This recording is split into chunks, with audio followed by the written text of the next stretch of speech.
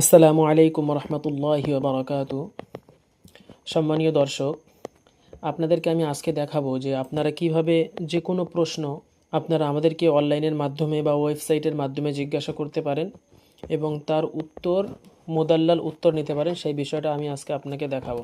এইটা করার জন্য আপনাদেরকে সর্বপ্রথম যে কোনো একটি ব্রাউজার আপনাদের মোবাইল বা ল্যাপটপ বা যেটা আপনি ডিভাইস ইউজ করেন সেই ডিভাইসটি খুলে নেবেন এবং যে কোনো একটি ব্রাউজার খুলে নেবেন।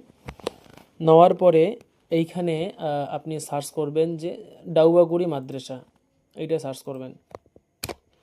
এটা সার্চ করতে পারেন, অথবা যদি এখানে আমরা .com দিই তাহলে অটোমেটিক আমাদের এখানে যদি আমরা ক্লিক দিই তাহলে অটোমেটিক আমাদের যে ওয়েবসাইটটি আছে সর্বপ্রথম উপরে চলে আসবে, বা আমি এই ওয়েবসাইটের ইউআরএলটি আমার ডিসক্রিপশানে দিয়ে দেবো।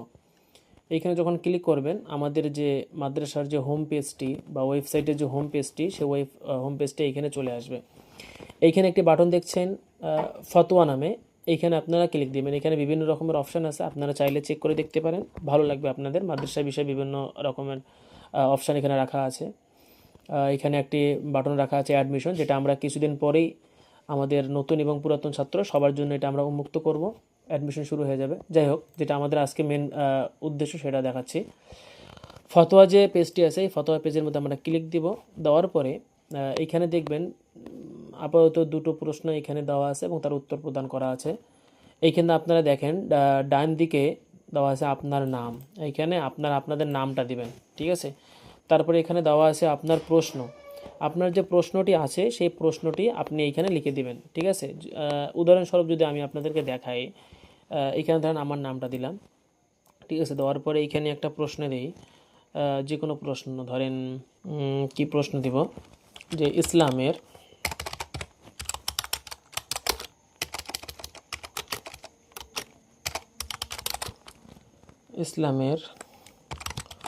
মোট স্তম্ভ কয়টি, এটা একটা প্রশ্ন, ঠিক আছে। এটা উদাহরণস্বরূপ আমি দিলাম। দেওয়ার পরে যদি আমি এইখানে ক্লিক দিই, জমা দিন বাটনে যদি ক্লিক দিই, দেখেন এখানে লেখা আসছে কি আপনার প্রশ্নটি সফলভাবে জমা হয়েছে। আচ্ছা, দেখো ওটা রিডাইরেক্ট হয়ে গেছে, মানে এটা আমাদের যে অ্যাডমিন প্যানেল আছে সেখানে চলে এসছে। এখন যদি আমি আপনাদেরকে দেখাই যে আমাদের অ্যাডমিন প্যানেলে প্রশ্নটি কিভাবে আসে, আপনাদেরকে দেখাই। আমাদের অ্যাডমিন প্যানেলটি খুলে নিতে হবে। এটা আমাদের ইউজার নেম, পাসওয়ার্ডটি দিচ্ছি। দেওয়ার পরে এখানে আমাদের দিয়ে যদি লগ ইন টুডেতে ক্লিক দেয় তাহলে আমাদের যে অ্যাডমিন প্যানেল সেটা কিন্তু খুলে যাবে, ঠিক আছে। এখন যে সমস্ত ডেটা এখানে আপনারা দেখতে পাচ্ছেন এগুলো ডামি ডেটা, র্যান্ডমলি দেওয়া আছে, এগুলো এখন কোনো রিয়েল ডাটা নেই। আমরা শুরু করব খুব তাড়াতাড়ি ওয়েবসাইটে কাজে লাগানোর জন্য। এখন মডিউলসে আমরা ক্লিক দেবো। দেওয়ার পরে যদি এখানে আমরা দেখি ম্যানেজ ফতোয়া, এটা কিন্তু আপনাদের করতে হবে না, আপনাদের শুধু এই প্রশ্ন করা পর্যন্ত, ঠিক আছে। এটা আমি দেখাচ্ছি যে আমাদের অ্যাডমিন প্যানেলের মধ্যে আমার প্রশ্নটা কিভাবে এসে জমা হয়। এইখানে দেখেন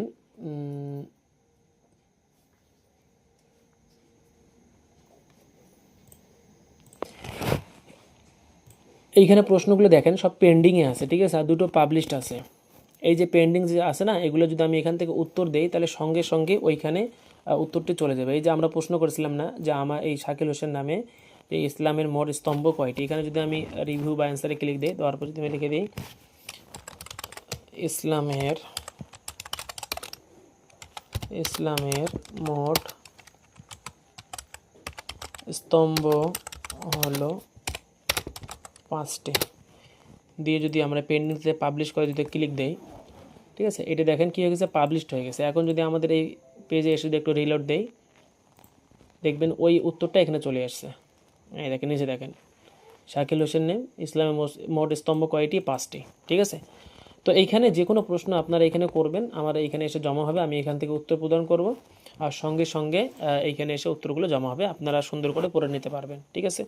একদম মোদাল্লাল উত্তর দেওয়া হবে, ঠিক আছে, পুরো দলিল সহ, কিতাবের হাওয়ালা সহ। যদি উত্তরের মধ্যে কোনো হাদিস বর্ণনা করা লাগে, সেই হাদিসের মধ্যে যে রাবি আছে সেই রাবির মধ্যে যদি কোনো সমস্যা থাকে সে রাবি নিয়ে আলোচনা করা হবে। এক কথায় বিস্তারিত মোদাল্লাল দলিল উত্তর এখানে দেওয়া হবে, ঠিক আছে। এটা ছিল আজকে আমাদের ভিডিও। পরবর্তী যে অপশানগুলো আছে আপনারা দেখতে পারেন। এটা আমাদের মাদ্রাসার একটা ওয়েবসাইট। এখান থেকে আরেকটা জিনিস আপনাদেরকে দেখাই এখানে, সেটা হচ্ছে আপনারা যদি যে কোরআন এবং হাদিস যে পেজটি আছে না, এই পেজের মধ্যে যদি যান, এইখানে যে কোনো সূরা, ঠিক আছে, ধরেন সূরা সদ নিলাম, এখান থেকে আমি দিলাম 5 নম্বর আয়াত দিলাম। 5 নম্বর আয়াতের তরজমা এবং তফসির আমরা দেখব। যদি আমরা এখানে ক্লিক করে যদি এইখানে ক্লিক দেই, সঙ্গে সঙ্গে দেখবেন সূরা যে সদ আছে, এই সূরা সদের 5 নম্বর আয়াত এবং তার যে বাংলা তরজমা সেটা এখানে আছে। এখন যদি আমরা তফসির দেখতে চাই, এখানে ইবনে কাসির, ইবনে তফসির আবু বকর জাকারিয়া এবং বাংলা এবং আরবি দুই রকমের তফসির এখানে রাখা হয়েছে, ঠিক আছে। যদি ইবনে কাসির সিলেক্ট করে যদি আমরা ব্যাখ্যা পূরণে ক্লিক দেই, তাহলে সঙ্গে সঙ্গে এই আয়াতের তফসির এখানে আসবে, ঠিক আছে। এমনইভাবে যদি আমরা আবু বকর জাকারিয়া যদি ক্লিক যদি আমরা ব্যাখ্যা দিই, তাহলে এইটা এখন হ্যাঁ এটাও আসছে।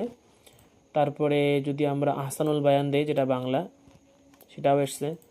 এমনভাবে যদি আমরা আরবি তফসিরে যদি দেখতে চাই, তাহলে সেটাও এখানে এসছে। সুতরাং অ্যাকচুয়ালি যে কোনো সূরার যে কোনো আয়াতের যদি আমরা তফসির দেখতে যাই, তাহলে সেই জন্য আমাদের এই পেজে এসে সেই সূরা আমরা সিলেক্ট করব এবং সঙ্গে সে আয়াতটা সিলেক্ট করব, তাহলে এখানে আমাদের চলে আসবে। যদি আমরা এমনটা না করি, এখানে একটা বিষয় দেখেন, অনেক সময় আমাদের বিষয়বস্তু হিসেবে আমাদের আয়াত প্রয়োজন হয়, ঠিক আছে। ধরেন আমাদের এখানে কি আছে, উদাহরণস্বরূপ নামাজ দেওয়া আছে, আমরা নামাজ দিয়ে ট্রাই করি, ধরেন নামাজ দিয়ে বা আমরা জাকাত দিয়ে ট্রাই করি। জাকাত দিয়ে যে সমস্ত আয়াতগুলো আছে ওইখানে এখানে আসবে, দেখবেন জাকাত দিয়ে যখন আমি ক্লিক দিলাম, তখনই আমাদের কোরআন শরীফের মধ্যে যতগুলো জাকাত বিষয় যেগুলো আয়াতগুলো আছে সেই আয়াতগুলো কিন্তু এখানে আমরা চলে এসছে, ঠিক আছে। কত নম্বর আয়াত দেখেন, সূরা হজের 41 নম্বর আয়াত। আরবি দেখুন যদি ক্লিক দেয়, তাহলে আমাদের সেই যে আয়াতটা সেই আয়াতটা আমরা দেখতে পারবো, ঠিক আছে। এইখানে যদি আমরা জাকাত বাদ দিয়ে যদি আমরা হজ বিষয়ে যদি আমরা আয়াত খুঁজি, হজ বিষয়ে যতগুলো আয়াত কোরআন শরীফের মধ্যে আসে সেই সমস্ত আয়াতগুলো এখানে দেখাচ্ছে, ঠিক আছে। এটা কি সূরা আহজাবের 59 নম্বর আয়াত। এইখানে যদি আমরা আরবি দেখুন যে বাটনটি আছে, এখানে যদি আমরা ক্লিক দিই, তাহলে আমরা আয়াতটা দেখতে পারবো, চাইলে এখান থেকে আমরা তফসিরও দেখতে পারবো, ঠিক আছে। এটা একটা ভালো জিনিস, এটা আপনার কাজে লাগাইতে পারেন। আর একটা বিষয় হচ্ছে, দেখুন ইসলামিক একটি পোর্টাল এখানে আমরা অ্যাড করছি।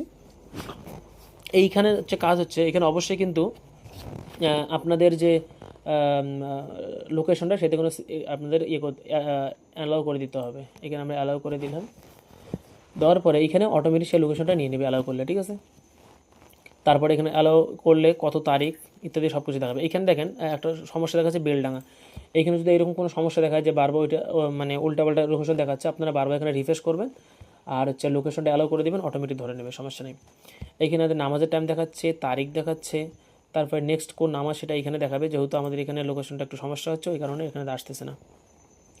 এইখানে দৈনন্দিন একটা করে কোরআনে আয়াত এবং একটা করে হাদিস এবং একটা করে দোয়া অটোমেটিক আপডেট হয়ে যাবে, ঠিক আছে। এখানে চাইলে জাকাত ক্যালকুলেট করা যাবে এবং এখানে চাইলে আপনারা কোরআনও শুনতে পারবেন, ঠিক আছে। এখানে যদি আমরা সূরা ইউনুস দিয়ে যদি আমরা এখানে ক্লিক দেই, দেখেন কোরআনও শুনতে পারবেন।